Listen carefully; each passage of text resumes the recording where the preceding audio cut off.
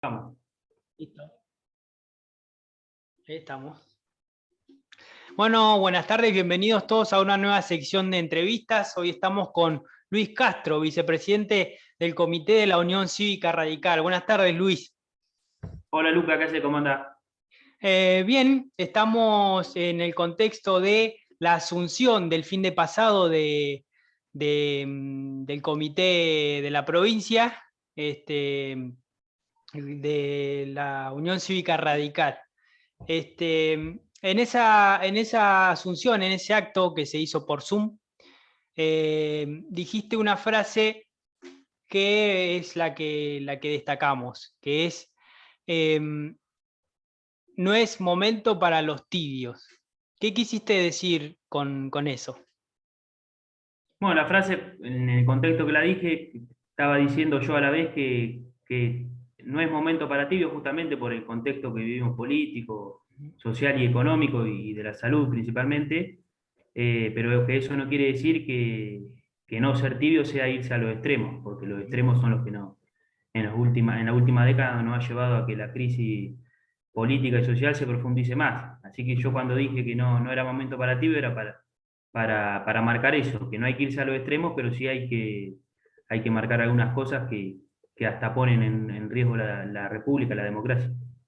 La mayoría, la mayoría de las personas que tomaron la palabra en el acto, que fueron desde diputados y senadores provinciales hasta miembros del comité del distrito, coincidían en el mensaje de que la oportunidad para que el radicalismo se haga fuerte o se muestre fuerte delante de la gente era este año.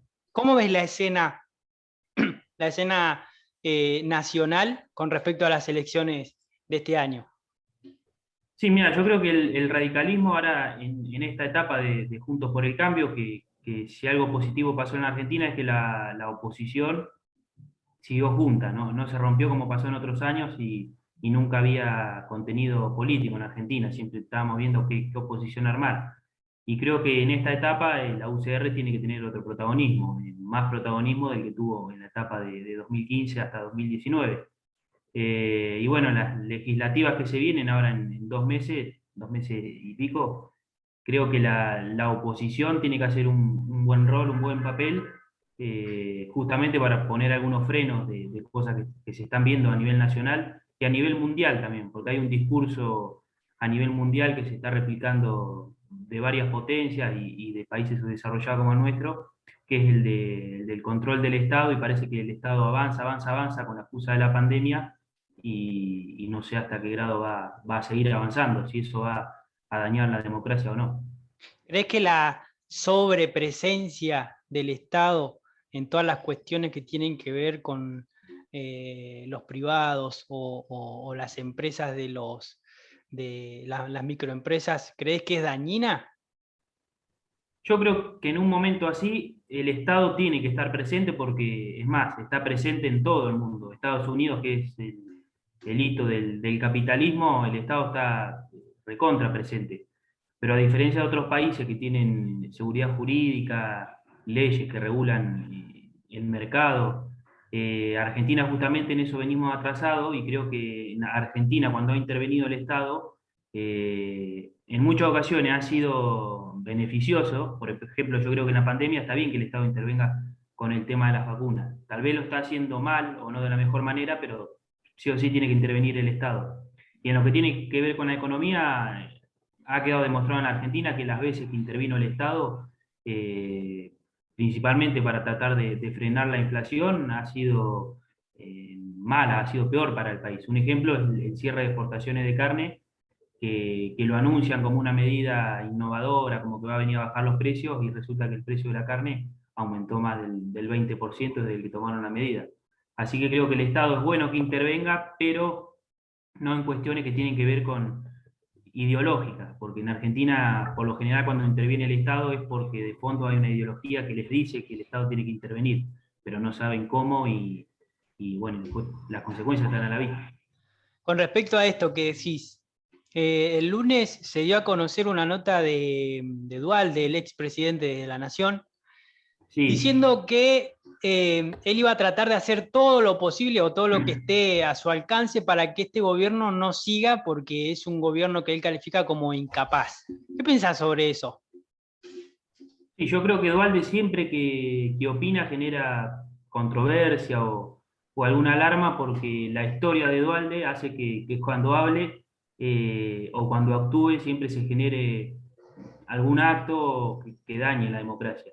En este caso yo creo que Dualde está, si bien tiene poder, creo que está de vuelta, él es un dirigente del Partido Justicialista, pero no tiene el mismo poder que hace 20 años, pero creo que muchas veces Dualde declarando es antidemocrático.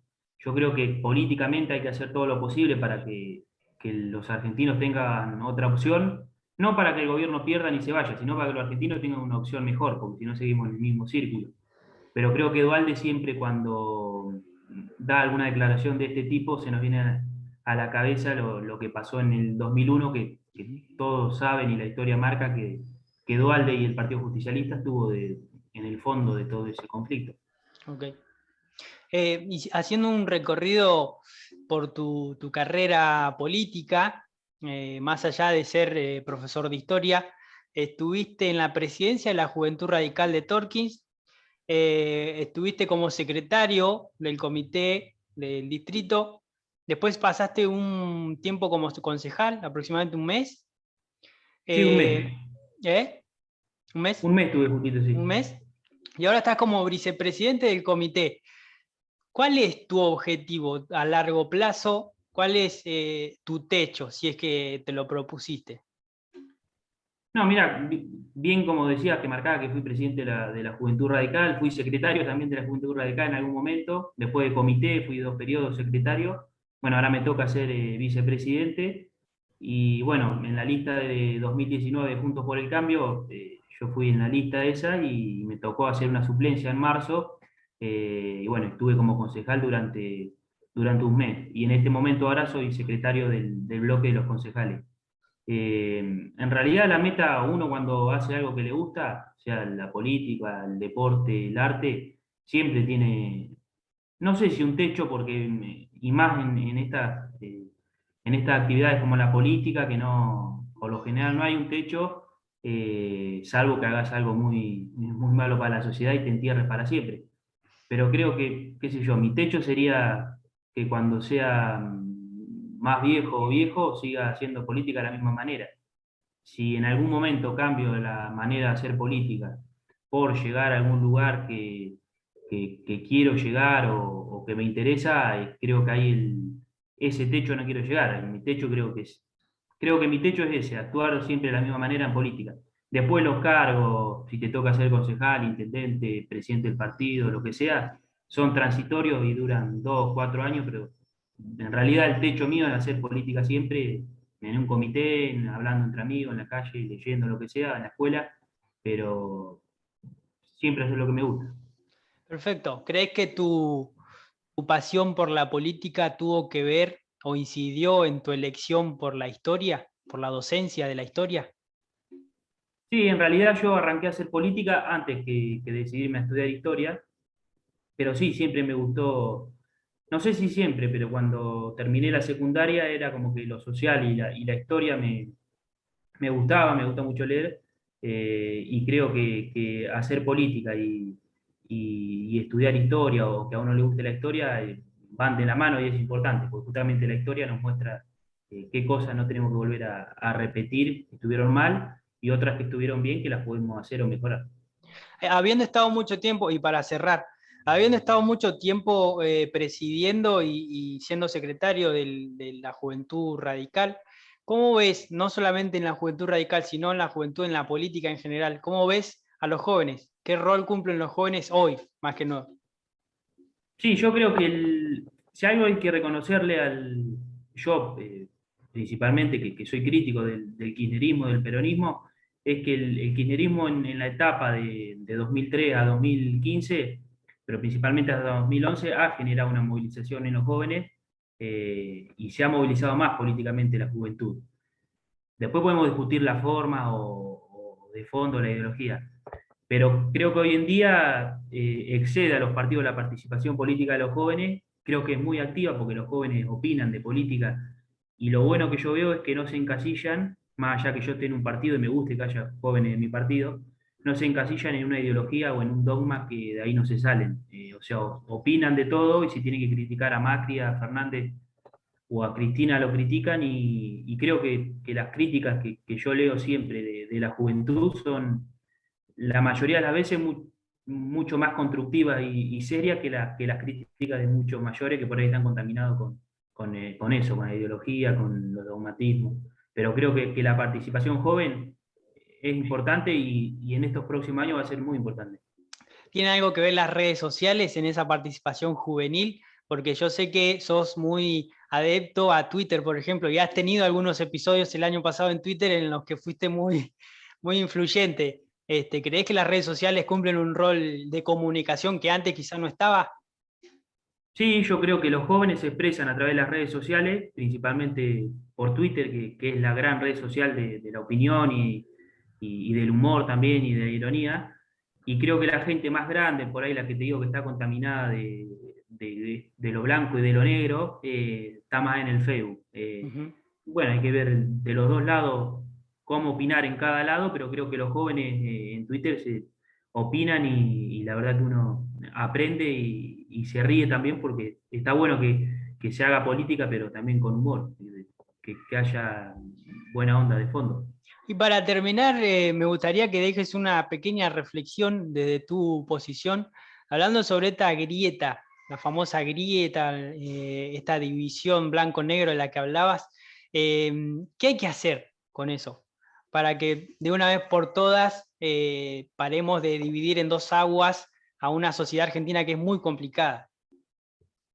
En realidad yo siempre de la grieta fui crítico porque no creo que exista una grieta Ujú. tan marcada como dicen de blanco y negro. Sí creo que muchas veces surge esa grieta y no se puede avanzar, eso es verdad. Hay cuestiones políticas que muchas veces por esa grieta no se avanza. Pero creo que la solución es con más política y con institucionalidad. Si las instituciones funcionan bien, el Congreso, la justicia, el Poder Ejecutivo, la institución intermedia, todos los partidos políticos, creo que esa grieta se va a terminar porque justamente esa grieta la tenemos porque somos inmaduros a la hora de debatir, intolerantes. Creo que la receta es esa, más democracia y más política. Pero tampoco me asusta porque creo que muchas veces la fogonean la grieta de los medios para generar Mm. otras cosas. Pero la receta es esa, más política y más debate, más participación. Bueno, Luis, muchas gracias por tu tiempo, espero que lo hayas pasado bien y que sigas haciendo lo tuyo. Bueno, Lucas, gracias y suerte en tu carrera. Gracias.